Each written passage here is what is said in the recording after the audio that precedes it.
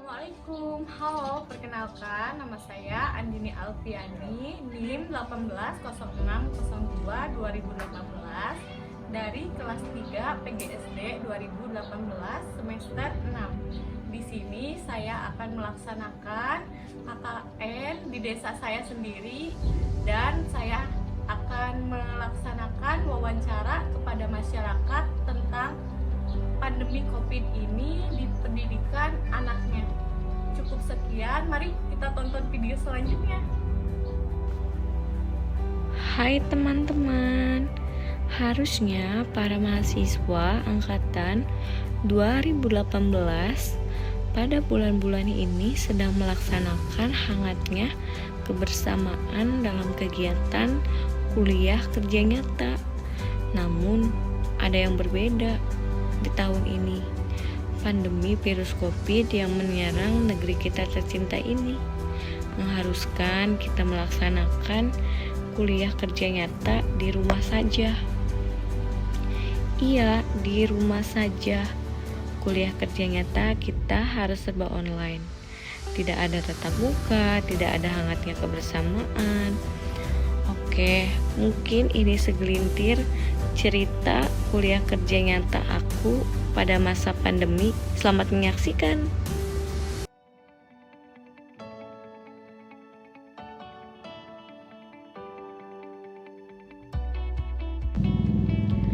Perkenalkan, ini adalah Desa Pisang Sambo, Kecamatan Tirtajaya, Kabupaten Karawang, yang dimana Desa Pisang Sambo memiliki penduduk laki-laki 4.512 dan perempuannya 4.871.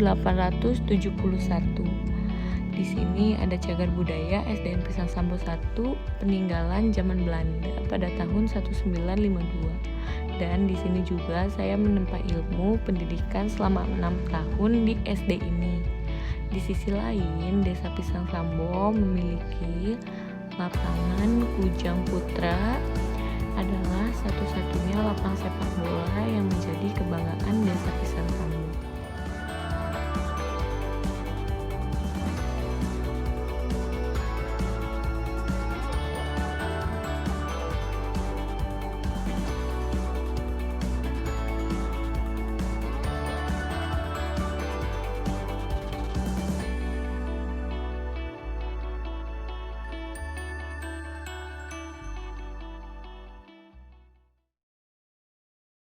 Eyes blue or brown, can't remember. Lord, I try my best since 3rd of December. Eyes green or gray, can't remember, but I bet you know the color of heaven.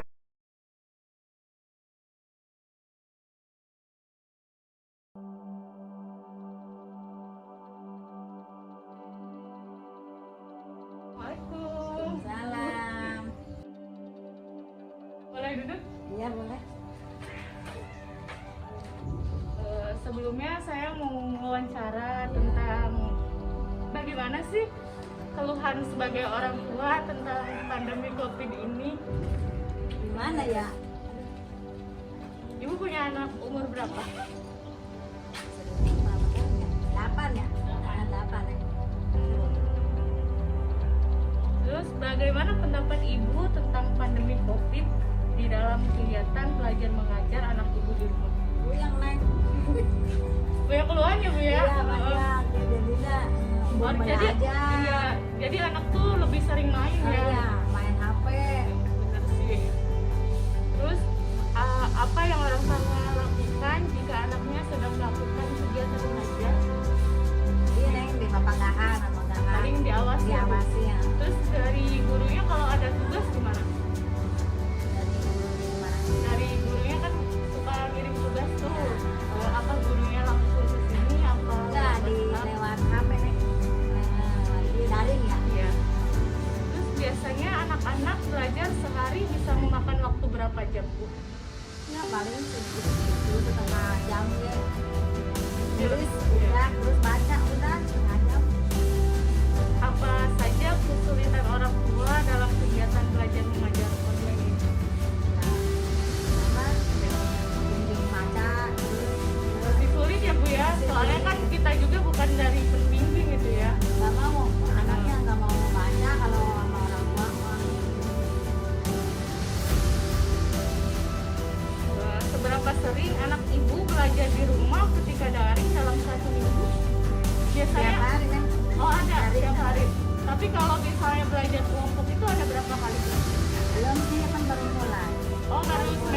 SD ya. Kelas 1. Kelas 2. Bagaimana cara orang tua mengatur jam main anak dan belajar untuk anak saat pandemi? Yang gimana ya, kalau lagi belajar Saling kalau lagi menyeimbangkan belajar, saja ya Bu. iya. Dari misalnya kalau pagi dia sekolah gitu, Ya, kalau kalau pagi, kalau siang ya main. apa saja kemudahan yang dirasakan orang tua dalam proses belajar online ini? Mudahnya ya jadi tera pakpik pengen tera ripung gitu. Nganterinnya ya. Iya, jadi itu yang gitu teriweh lah. Siapa yang biasa mengajarkan atau membimbing anak pada saat belajar online di rumah itu? Ibu sendiri. Ibunya sendiri, paling kakaknya ya. Iya. Siapa saja yang dengan kegiatan belajar dari rumah ini memberikan dampak positif atau negatif tertentu pada anak dan orang tua? Dampak positifnya apa Bu? Dampak positifnya ya Belajar anak anak jadi diawasi. diawasi gitu. Terus negatifnya itu sering main. Sering main gitu kan. Merubulnya bocahnya. Apakah anak ibu cukup kondusif dalam mengikuti kegiatan belajar online selama pandemi? Yang Kalau dari dikasih juga sama guru, Ya, mau. mengikuti ya.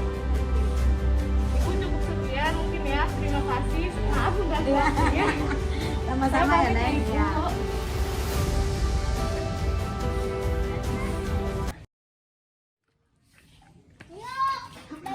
Assalamualaikum. Bapak, saya boleh mewawancarai Bapak? Boleh, masuk.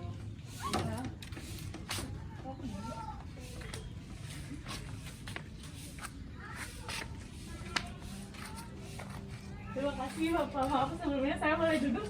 Silakan. Terima kasih. Bapak, mohon maaf saya mengganggu waktunya. Saya mau bertanya tentang apa sih kesulitan atau dampak positif dari corona untuk pendidikan anak? Banyak. Anak saya sekolahnya jadi terganggu, butuh banyak kuota internet, jadi banyak terganggunya. Terus bagaimana pendapat Bapak tentang pandemi COVID sekarang ini dalam kegiatan belajar mengajar anak di rumah? Gimana ya, anak-anak jadi banyak terganggu, banyak main, nggak banyak belajar. Gitu. Jadi penanggulangannya kalau kayak gitu gimana? Ya kita sebagai orang tua harus bisa lebih memantau anak-anak aja supaya harus banyak belajar, nggak banyak main. Gitu sih. Terus apa saja yang orang tua lakukan jika anak melakukan kegiatan belajar di rumah? Sebagai orang tua, saya tentunya memantau kalau anak nggak bisa mengajarkan, gitu. Biasanya anak-anak belajar dalam sehari bisa memakan waktu berapa jam, Pak? Tiap belajar paling kalau pagi paling lama juga 2 jam, soalnya anak-anak kalau di rumah mikirnya main. Cepat terus. bosan juga ya. Iya. Apa saja kesulitan orang tua dalam menjalankan belajar mengajar online ini? Banyak sih. Kayak tadi tuh yang udah saya bilang, internet kuotanya harus banyak. Anak pikirannya main dulu, terus main game. Terus bagi waktunya susah, kita juga sebagai orang tua kan kerja. Kayak gitu. Bagaimana apa saja kemudahan yang dirasakan orang tua dalam proses belajar online ini, Pak? Apa ya, mudahnya itu tadi, tinggal ngajarin anak sambil di rumah, sambil beres-beres rumah, kadang ngajarin anak. Itu sih mudahannya. Seberapa sering sih anak Bapak itu belajar di rumah dalam 1 minggu? Tiap hari sih, tapi kadang setiap pagi paling lama 2 jam, nggak pernah lebih dari 2 jam.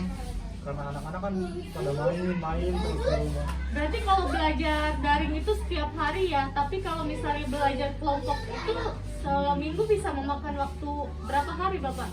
Seminggu paling 2 kali. Kalau pertama dilakuinnya hari Senin, nanti belajar lagi hari Jumat. Jadi sistemnya itu kalau belajar kelompok di rolling apa emang tetap di rumah yang tersebut? Kadang di rolling, kadang di rumah saya, kadang tetap di satu tempat gitu. siapa yang biasanya mengajarkan bimbingan anak saat proses belajar online di rumah? Biasanya kalau lagi belajar kelompok sih tentunya sama gurunya ya, gurunya datang ke rumah. Terus kalau di rumah ya saya sebagai orang tua atau ibunya. Atau istri bapak ya? Iya, Berarti bapak baru punya anak satu? iya anaknya satu. Apakah dengan kegiatan belajar di rumah ini bisa memberikan dampak positif dan negatif tertentu pada anak dan orang tua?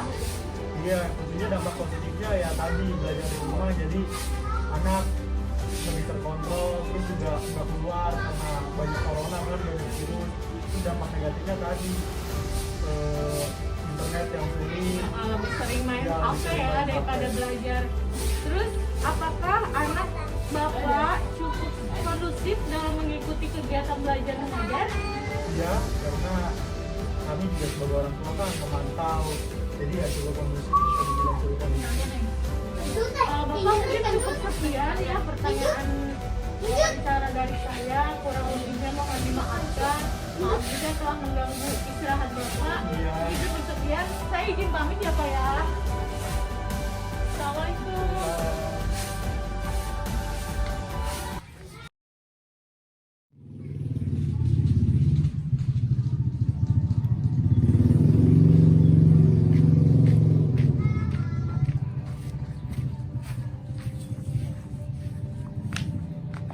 Assalamualaikum. Ibu, mohon maaf, saya boleh bertanya? Iya, boleh. Maaf, sebelumnya saya boleh duduk, Ibu? Ini anaknya Ibu? Iya. Berapa tahun? 2 tahun. Ibu, Ibu kan belum punya anak sekolah ya. Jadi saya mau bertanya nih, sebagai orang tua baru, apa sih yang Ibu lihat dari pendidikan dampak COVID saat ini? Mungkin pendidikan pada saat COVID ini bisa jadi menyusahkan orang tua ya, karena anak sering di rumah, belajar di rumah, jadi waktu orang tua untuk bekerja jadi berkurang, jadi harus membimbing anaknya untuk belajar. Terus apa yang orang tua lakukan jika anak sedang melakukan kegiatan belajar? Paling membimbing anaknya ya, karena kan gurunya nggak ada, jadi ya paling orang tuanya harus membimbing anak. Biasanya anak-anak belajar dalam sehari bisa memakan waktu berapa jam itu? Paling nggak akan selama di sekolah ya. Ya soalnya Ibu Iya. punya adik sekolah juga ya. Walaupun paling emang belum punya punya anak yang sekolah, tapi adik saya sekolah masih sekolah. sering memperhatikan juga ya jika orang Seringnya tua main. Terus apa saja sih kesulitan sebagai kakak melihat anak adiknya dalam proses pembelajaran di pandemi COVID seperti ini? Maaf, apa? Bagaimana sih kesulitan dalam kegiatan belajar online di masa pandemi COVID ini, Ibu?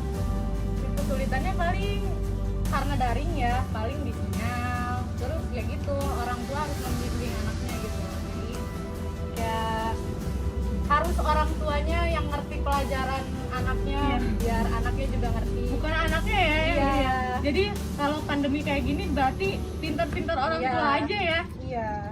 Terus seberapa sering sih anak Ibu belajar di rumah ketika daring dalam waktu seminggu? Ya paling dari Senin sampai Jumat ya, karena sekolah paling segitu kan. Seringnya mah main gitu. Terus bagaimana orang tua mengatur jam main anak dan belajar untuk saat pandemi? Kalau pagi belajar biasanya dikirim sama gurunya gitu kan tugas. Nah kalau ya paling sisanya ya main gitu. Cuman belajar tuh cuman sebentar gitu. Apa saja kemudahan orang tua yang rasakan saat proses belajar online ini, Ibu? Apa ya? Ya mungkin bisa dipantau sama kita. Ya, jadi kita melihat kesulitan anak tuh apa Ya, aja sih kita gitu juga ya. bisa tahu pengetahuan anaknya sampai mana gitu. Terus siapa yang biasa mengajarkan atau membimbing anak saat proses belajar ini, Bu? Ya paling kalau nggak saya ya mamahnya gitu. Ya. Apakah dengan kegiatan belajar dari rumah ini memberikan dampak positif dan negatif? Kalau positifnya ya itu tadi kan bisa atau negatifnya kita jadi harus banyak kuota kan ya, harus ya koneksi juga kan kadang bisa, apalagi di pedalaman kayak ya, gini ya Bu, ya. saya juga sama yang kuliah Iya. juga kurang sinyal. Terus yang terakhir, apakah anak ibu cukup kondusif dalam mengikuti kegiatan pembelajaran? Ada ibu maksudnya? ya kondusif sih ya, pokoknya kalau dikasih tugas sama gurunya dia seringnya dia seringnya itu ngerjain. Ibu mungkin cukup sekian Iya. ya wawancara dari saya, kurang lebihnya mohon dimaafkan, maaf mengganggu waktu Iya. ibu. Saya pamit pulang ya ibu, terima kasih. Ya, Dadah, adek.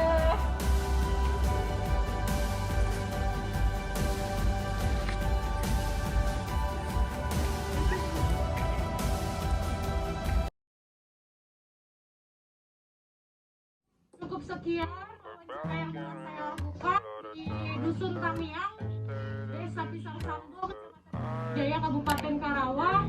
Kurang lebihnya mohon dimaafkan. Wabillahi taufiq wal hidayah. Wassalamualaikum warahmatullahi wabarakatuh.